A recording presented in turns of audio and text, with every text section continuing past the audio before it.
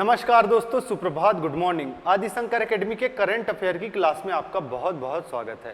दोस्तों, रोज की तरह आज भी अच्छी बात यह है कि महानता कभी ना गिरने में नहीं है, बल्कि हर बार गिरकर उठ जाने में है।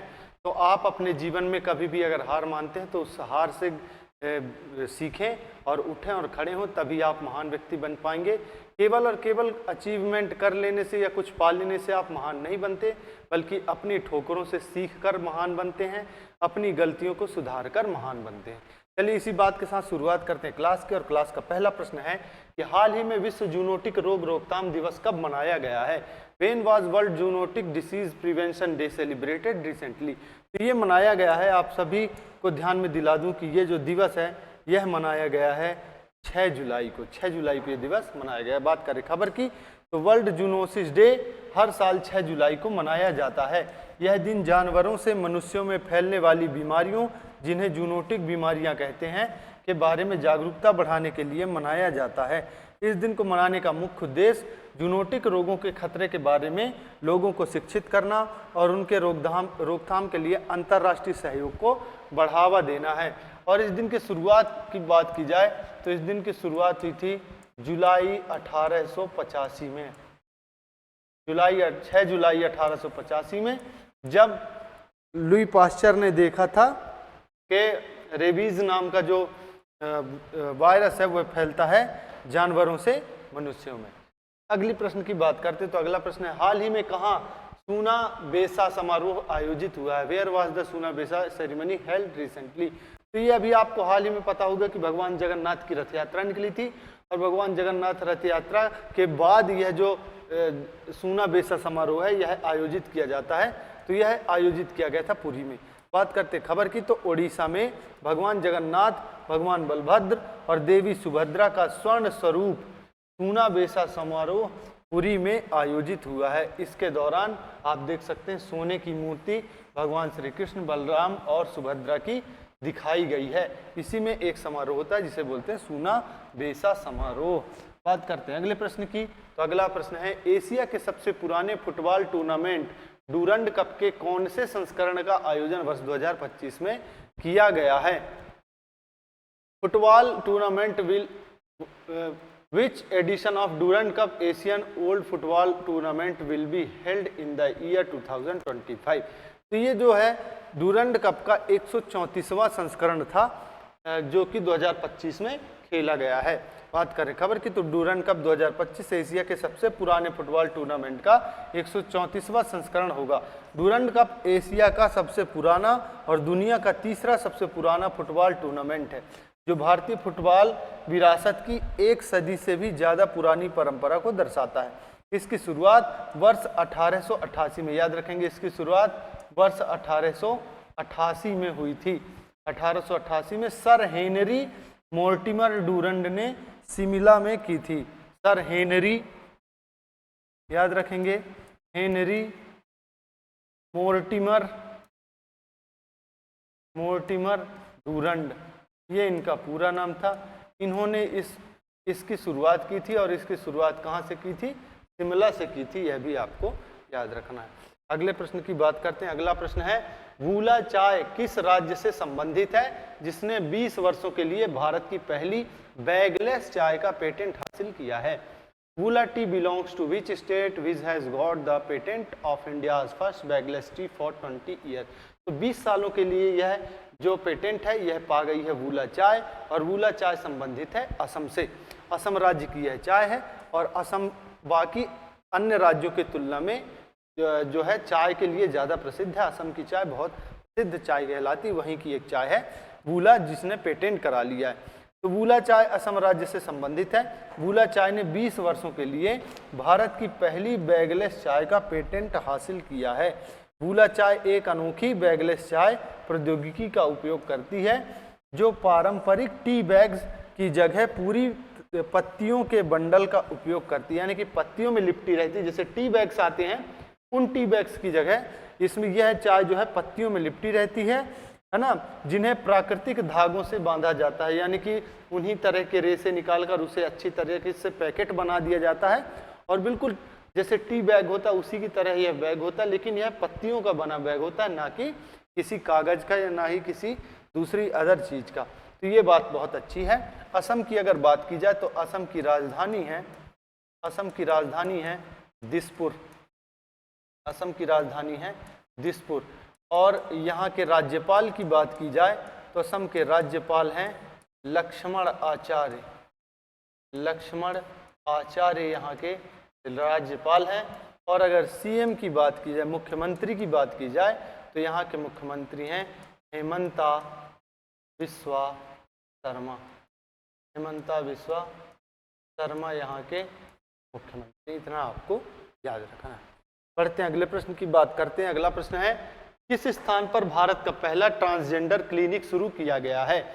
In which of the following places India's first transgender clinic has been started? तो ये जो है ये भारत में हैदराबाद में स्टार्ट हुआ है ना। इसमें गलत ऑप्शन दिया हुआ है अहमदाबाद, इसकी जगह है हैदराबाद। हैदराबाद में स्टार्ट हुआ है ये, हैदराबाद में। बात करते हैं खबर की, तो हैदराबाद के नारायणगुड़ा में 2021 में शुरू गए मित्र क्लिनिक ने न केवल ट्रांसजेंडर लोगों के लिए एक समर्पित स्वास्थ्य सेवा सुविधा के रूप में नई जमीन तोड़ी है, बल्कि भारत में पहली ऐसी सुविधा भी बन गई जो पूरी तरह से ट्रांस समुदाय के सदस्यों द्वारा संचालित और प्रबंधित की जाती है। यानी कि ये ट्रांसजेंडर जो क्लिनिक है ये ट्रांसजेंडरों के द्वारा ही खोली गई है और पूरी तरह से इसका संचालन जो है ट्रांसजेंडर ही करते हैं, ताकि ट्रांसजेंडरों के बीच जो भावना है, ऐसी भावना है कि सामान्य मनुष्यों से मिलने में उन्हें कठिनाई हो, उस चीज़ को दूर करने के लिए जो ट्रांसजेंडर क्लिनिक है वह हैदराबाद में खोली गई है। बात करते हैं अगले प्रश्न की। तो अगला प्रश्न है, जुलाई 2025 में नरेंद्र मोदी को किस कैरेबियाई देश ने अपने सर्वोच्च सम्मान से सम्मानित किया है? Which Caribbean country honored Narendra Modi with its highest honor in July 2025? तो ये जो देश है त्रिनिदाद एंड टोबैगो है। और जो भारत के प्रधानमंत्री नरेंद्र मोदी हैं वो अभी 5 देशों से अधिक देशों की यात्रा पर गए हुए हैं, और उसमें से अभी हाल ही में इन्हें अभी घाना का भी सर्वोच्च राष्ट्रीय पुरस्कार मिला था। आपको याद होगा घाना का इन्हें सर्वोच्च नागरिक पुरस्कार मिला था, जिसका नाम था order of star. Order of star मिला था। पिछली करंट अफेयर मैंने बताया हुआ था। और इस साल 2025 में अब तक कुल इसके सहित ये order of the Republican of Trinidad and Tobago, ये जो मिला है order of Trinidad and Tobago का मिला है, इसके सहित प्रधानमंत्री मोदी को इस वर्ष कुल 6 सर्वोच्च नागरिक सम्मान मिल चुके हैं, जिसमें श्रीलंका का सम्मान भी शामिल है। श्रीलंका का सम्मान जिसको बोलते हैं श्रीलंका मित्र विभूषण सम्मान श्रीलंका का भी शामिल है। और इसके साथ साथ मॉरिशस का सम्मान भी शामिल है। मॉरिशस के अलावा बारबाडोस का भी शामिल है। बारबाडोस के अलावा साइप्रस का भी शामिल है। साइप्रस के अलावा ये अभी हाल ही में घाना की यात्रा पर गए थे, तो घाना की भी मिल चुका है। और अब मिल गया है त्रिनिदाद एंड टोबैगो का सर्वोच्च नागरिक सम्मान। तो बात करें तो हाल ही में नरेंद्र मोदी को त्रिनिदाद एंड टोबैगो के सर्वोच्च नागरिक सम्मान order of the Republic of Trinidad and Tobago से सम्मानित किया गया है। तो कुल 6 सर्वोच्च नागरिक सम्मान जो है इस वर्ष नरेंद्र मोदी को 2025 में मार्च से लेकर अभी तक में प्राप्त हो चुके हैं। बात करें अगले प्रश्न की, तो अगला प्रश्न है, भारतीय खो खो महासंघ के अध्यक्ष कौन बने हैं? Who has become the president of kho kho federation of India? तो आप तस्वीर में देख पा रहे होंगे कि तस्वीर में बने हैं सुधांशु मित्तल बन गए हैं खो खो महासंघ के अध्यक्ष। बात करते खबर की, तो सुधांशु मित्तल को 2025 से लेकर 2029 तक के लिए भारतीय खो खो महासंघ का अध्यक्ष निर्विरोध चुना गया है। यानी कि ये अध्यक्ष पद के लिए अकेले खड़े थे और इनका सबका समर्थन मिला और वे निर्विरोध खो खो महासंघ के अध्यक्ष बन गए। बात करें अगले प्रश्न की, तो अगला प्रश्न है माइक्रोसॉफ्ट ने किस देश में अपना कारोबार बंद किया है? Microsoft has close it's business in which country? तो ये देखिए इसका जो कारोबार बंद किया है इसने पाकिस्तान में बंद किया है। और पाकिस्तान में बंद करना लाजमी भी, क्योंकि वहाँ की जो आर्थिक अस्थिरता है वह बड़ी बड़ी मल्टीनेशनल कंपनियों के लिए खतरा बन सकती है, उनका भारी नुकसान उठाना पड़ सकता है, इसलिए वे जितना भी अपना बचा कुचा काम है वहाँ से समेटने की तैयारी में। और पाकिस्तान बड़े ही कटोरा लेकर भीख मांगने की स्थिति में आ चुका है। बात करते खबर की, तो माइक्रोसॉफ्ट ने पाकिस्तान में 25 वर्षों बाद अपना कारोबार बंद कर दिया है। इसका कारण पाकिस्तान की आर्थिक अस्थिरता और व्यापारिक माहौल की अनिश्चितता है। पता नहीं कौन कब आकर अधिकारियों को मार जाए, कौन आतंकी समूह आकर इनको बंदी बना ले, इसलिए डर से ये यहाँ से निकल गया। और ये पाकिस्तान की अपनी करनी का ही फल है, उसने जैसा कांटा बोया है वैसे ही कांटा पाएगा, जैसा पेड़ बोया वैसा फल पाएगा। चलिए बात करते हैं अगले प्रश्न की। अगला प्रश्न है हाल ही में हॉलीवुड वॉक ऑफ फेम पर स्टार पाने वाली पहली भारतीय अभिनेत्री कौन बनी है?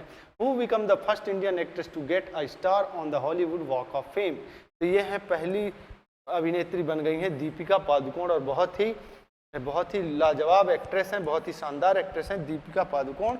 और इन्होंने जो हॉलीवुड का वॉक ऑफ फेम है, एक जगह है वहाँ पर स्टार पाने वाली है, पहली भारतीय अभिनेत्री बन चुकी हैं दीपिका पादुकोण। बात करते हैं अगले प्रश्न की, तो अगला प्रश्न है किस राज्य ने ग्रामीण गरीबी को समाप्त करने के उद्देश्य से पंडित दीनदयाल उपाध्याय गरीबी मुक्त गांव योजना की घोषणा की है? Which state has announced Pandit Deendayal Upadhyay Garibi Mukt Gaon Yojana with the aim of eliminating rural poverty? तो ये जो राज्य है, यह राज्य है राजस्थान। राजस्थान सरकार ने, राजस्थान के मुख्यमंत्री भजन लाल शर्मा ने 2 जुलाई 2025 को राज्य में ग्रामीण गरीबी को समाप्त करने के उद्देश्य से पंडित दीनदयाल उपाध्याय गरीबी मुक्त गांव योजना की घोषणा की है। इस योजना के तहत पहले चरण में लगभग 5000 गांवों का चयन किया जाएगा, जहां गरीबी रेखा से नीचे बीपीएल कार्ड से नीचे जीवन यापन करने वाले परिवारों को सहायता प्रदान करने के लिए 1300 करोड़ रुपए का बजट आवंटन किया गया है। आप देख सकते हैं कि पंडित दीनदयाल की फोटो बनी हुई है और इन्हीं के नाम पर पंडित दीनदयाल उपाध्याय गरीबी मुक्त गांव योजना की घोषणा की है। राजस्थान की बात करें तो राजस्थान की राजधानी की अगर बात की जाए तो राजस्थान की राजधानी है जयपुर। जयपुर को पिंक सिटी के नाम से भी जाना जाता है, तो ये जयपुर यहाँ की राजधानी है। अगर राज्यपाल की बात की जाए तो राजस्थान के राज्यपाल हैं हरिभाऊ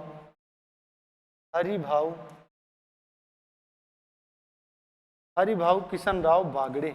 हरिभाऊ किशनराव बागड़े यहाँ के राज्यपाल का नाम है। हरिभाऊ किशनराव बागड़े, हरिभाऊ किशनराव बागड़े यहाँ के राज्यपाल हैं। और अगर सीएम की बात की जाए, मुख्यमंत्री की बात की जाए, तो मुख्यमंत्री हैं भजन लाल शर्मा। भजन लाल शर्मा यहाँ के मुख्यमंत्री हैं, चीफ मिनिस्टर हैं। तो दोस्तों, आज के करंट अफेयर की क्लास में आप सभी के लिए हम इतने ही प्रश्न लेकर आए थे। आप सभी का इस वीडियो के अंत तक बने रहने के लिए बहुत बहुत धन्यवाद। हमारी वीडियो को ऐसे ही लाइक करें, हमारी वीडियो पर कमेंट के माध्यम से अपने सुझाव हम तक पहुंचाएं और इस वीडियो को अधिक से अधिक लोगों तक शेयर करें। जय हिंद, जय भारत।